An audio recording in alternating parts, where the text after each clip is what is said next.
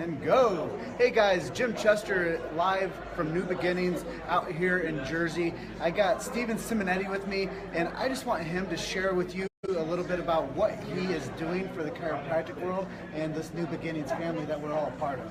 Well, I'm doing. Oh, we got a jersey coming in. That's one of the things I'm doing. That was a photo bomb by the man himself, Jim Dubell, who makes this possible for chiropractors and who are charged with a mission. And we realize this is not about us. It's about us, a team, a family, not individually serving so that chiropractic gets to change the world. And the world right now is in a place where it needs some love, it needs some tenderness, it needs the touch of chiropractic, reconnecting people with their creator, with their earth, with their relationships, with their own bodies, with each other. Chiropractic does so much. Been a chiropractor a little bit for about 34 years, doing one simple thing, and it will never change for the next 40 or 50. I take tension off the nervous system. I restore control to the person to do their healing, because we're an outside-in society and health is an inside-out thing. Happiness is an inside-out thing. It comes from the intelligence within us that created us to heal us and to heal everything in our lives, spiritually, physically, and emotionally. Most people don't really think of chiropractic that way. Some chiropractors don't think of it that way. They simply help people with pain, with the musculoskeletal problems, and that's a great thing. But I'll tell you, my kids were adjusted from birth before the cord was cut. They've never had an antibiotic.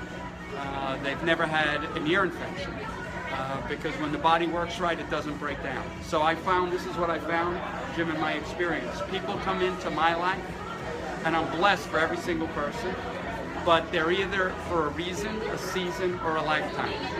And this is in every aspect of your life. Some of my own family members, my dearest close family, not my own children. In my chiropractic world, they come in for a reason, which is a symptom, a crisis. And some of them come in for a season, they get their spine corrected, working some better. They stop some of the changes that are causing their spine to age prematurely. But sometimes people get the understanding chiropractic is for a lifetime. And not everybody in your life comes in for a lifetime. And this happens in all aspects of our life.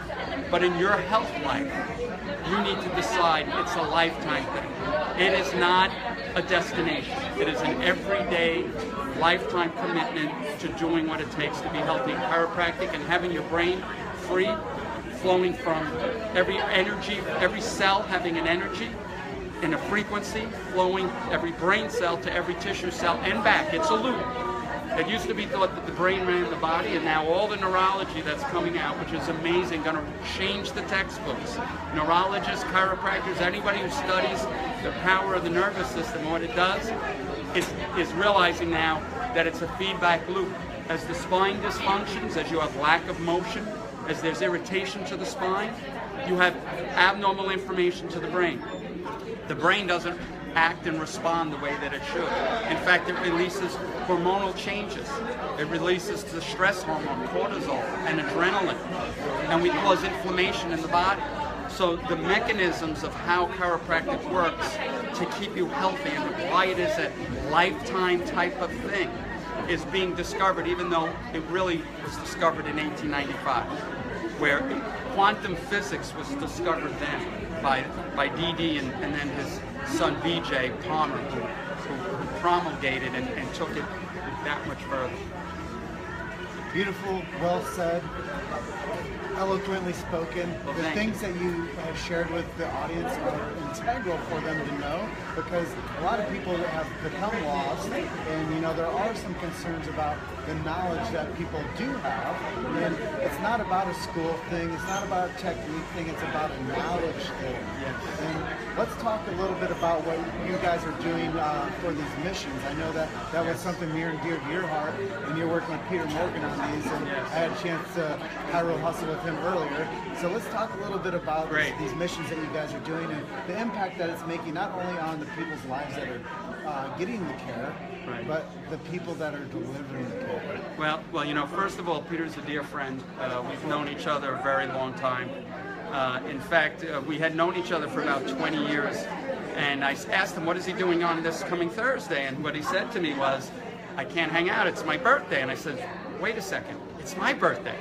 So we have shared the same birthday for 20 years, never knew it. And this is the thing, and I'm going to get to that question in a second, but I've never met anyone who could have the same exact goal, and this is just for anyone in your life, that you may have the same situation, the exact goal and the same place we want to get to, but a totally different way to get there. So our strategy was very varied.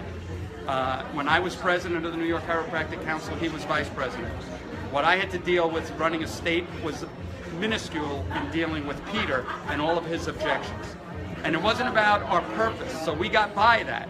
So when your purpose is strong, you find the strategy, and when he was president, I was a thorn in his side.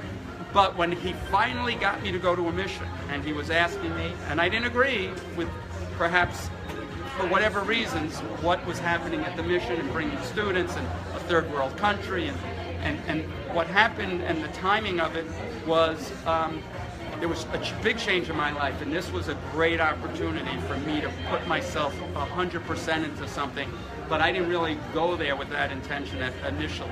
I went down there to experience a mission, and I went to the DR part of the mission, not the Haiti, because he does too, and I got to see these people, and it was a great experience, but I got to see, and I taught, which I love to teach, but I saw these 8 or 9 people who came back from Haiti, and they were so different than the other 40 or 50 who had just come to the DR. They had a fire in their belly. They had a glow about them. So I vowed I would go back, and I did the Haiti part. And again, I got to teach, which I always wanted to teach. So for the people who come, we have teaching of chiropractic philosophy, because that's where it starts, your why. Your why drives your how and your what.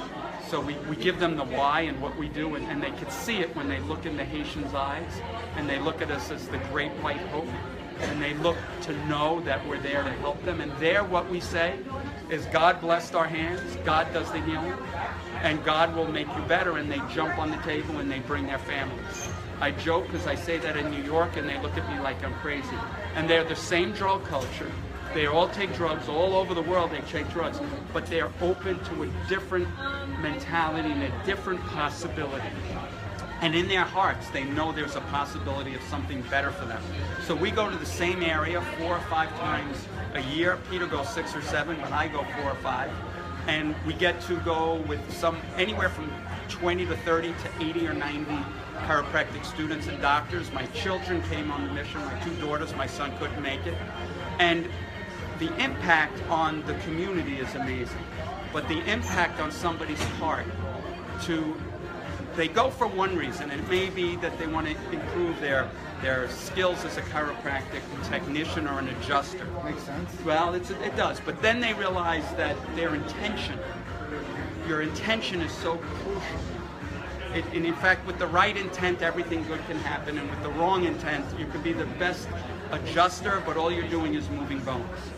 And so they learn sometimes that it's not about that they have to connect with the person, and that it's about seeing how appreciative somebody is. And there, the exchange is a hug, it's a smile. You know, it's not an exchange of $1. It's just giving for the sake of giving, love for the sake of loving. And for doctors who go down who would normally be hurting by the end of the day, I remember this guy, Brian, we became great friends. Chiropractor, about 80 years old. He was adjusting more than anybody. And you know what? The difference was, instead of aching at the end of the day, he didn't have to worry about insurance forms. He didn't have to worry about an appointment. He just gave for the sake of giving. And that's the key to young docs or anyone who is a little bit off purpose, is that when your focus is totally on them, that this has nothing to do with you, everything runs smoother, easier. You feel light at the end of the day. I would adjust over 100 people a day, and then I would run for 8 or 9 miles afterwards. I had more energy because you're vibrating for that amount of time at a different level, and then these people are vibrating right after they're adjusted and while they're getting adjusted. And in Haiti, it's that on steroids. It is just a great thing. And the other part of it is, you get to appreciate people who have nothing. you get to appreciate what humans are really about. It is not about anything about accumulating, acquiring, accomplishing. They are the happiest people on the planet, and they have, most of the children don't have shoes or diapers, the little ones, and the adults don't have much more. But they're ecstatic, happy, and when you adjust them, they're even happier, which is hard to imagine. So, I know what you guys are doing, and it's a beautiful thing going to do the missions, but what was like that one deciding factor to keep bringing it back? Well, you know, honestly, at first it was the difference in how I was impacting the profession. I've been involved in politics, as I mentioned, and I thought at first at DE, and I always went to New Beginnings after DE, and I thought how we would change the world is by mass consciousness, you know, the 100 monkey theory. You reach enough people wearing bell bottoms, everybody's wearing them, and it's somewhere, mass consciousness, 10, 12%. And then I realized that wasn't doing it. And then I got involved in politics, and then I realized, although I'm getting younger every year, I'm going to pass that torch on to students, you know, and whether they need to get involved in politics, and we preach that when they're ready for it in their practice and in their lives. But I wanted them to be the best chiropractors. So initially, that's what kept me going. And then somewhere about my 4th or 5th, and I've done 20 in the last 6 years, it was our children. It was our 29 children who we feed and we house, but 20 of the 29 entered the educational system. So although I'm on Peter, at the same year they were home taught, and I realized that Peter didn't need any more responsibility. He was paying rent for these children. We were giving money, a few of us, to feed them. But I formed my own foundation, the Wellness for All Foundation.org, and it educates 29 orphans and another 60 up in Malfatti that we pay for their education. And now we need housing for them, and then we won't need rent. So I'm raising funds now. My wife and I, who you know is a great partner in this, the moment she bought in, and the foundation was formed with her suggestion, everything took off and moved a lot quicker. So we're at a very exciting point because we're on the same land with the missionaries. Peter's built the kitchen. We eat with the children, the 3 meals during the day, and it's a very special thing for the missionaries, and it's a very special thing for our children. But soon we'll be all staying and dorming in the same place, and we're going to have a restaurant there. And I know Dr. Morgan, Peter mentioned this already, I'm sure. But you know, our vision is the same. Of course, the way I think it's going to happen is a little different than the way he does, but it'll probably happen somewhere in between. But we know this is going to happen. So next question is, what could we accomplish if more people knew about what you guys are doing? Well, I think we could change the Haitian nation. I think it can become self-sustainable. In fact, we have a connection and access to the president there. We have a tremendous inroads because we've been there and we were a presence. But I think it can also be something for the profession of chiropractic to have a presence in Haiti, and in that we can have students fulfilling their chiropractic requirements, CCE driven requirements. They could come down and adjust in hospitals and adjust babies and newborns and have a tremendous clinical experience that they would not have in their school. They get the chance to travel. They get a chance, and I tell this to students, for students listening, how long are you going to be practicing? I'm going another 40 or 50, and I'm 58, but a long time, they say, very long time. So why would you just go set up your office? You know, it gives you an opportunity through this intern program maybe to go afterwards, learn another language, practice somewhere else, do other missions. So it opens the door for the chiropractic world to have an international experience, you know, and have much more possibility in their lives. Well, the next question is there anything I didn't ask you that you'd like to share with our audience? Well, I think you asked it, but my love for chiropractic. You know, I had a rather horrific injury, and I fractured my neck on May 1st, 2011. I had a hangman's fracture, and I fell to the ground screaming, I have a hangman's fracture, and how I knew that, I have no idea, but they helicoptered me from shortstop to the nearest trauma center. The runner didn't move, and he fell with 3 fractured ribs. And 20 minutes later, again, they said you had a hangman's fracture, and I knew God was with me. See, this is the thing. My love for chiropractic was because I knew I was going to heal. And the bone, as I said, is still in my right vertebral artery. I still get adjusted specifically. And when I work, this is what I do, because I only have 2 days now, and I have an associate who's great, Dr. Valente. If you ever get to hear this, I love you. Harmonia, my wife, not as much as you, but almost. But I get to do what I love, is adjust. But when I wake up on that Monday, Wednesday, this is what I do. Yes! I'm adjusting today! After 35 years, I'll be doing that a little longer, I'm sure.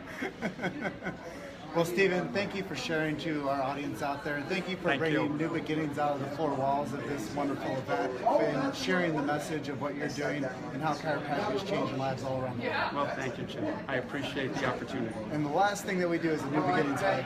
Yeah, oh, I was looking for that. Heart to heart. And this is the key, left to left, heart to heart. Thank you, guys. So there you guys have it. I got a few more of these rolling out the rest of the evening, and then we're going to go to a big Halloween celebration. Oh, yeah. We're going to have some fun, and we're going to just enjoy each other's company. But for now, I'll be back tomorrow with the New Beginnings chiropractic group, and I'm going to be doing more interviews. So stay with me, and stay with me the rest of the night, too. So we'll catch you. Thank you so much. Thank you.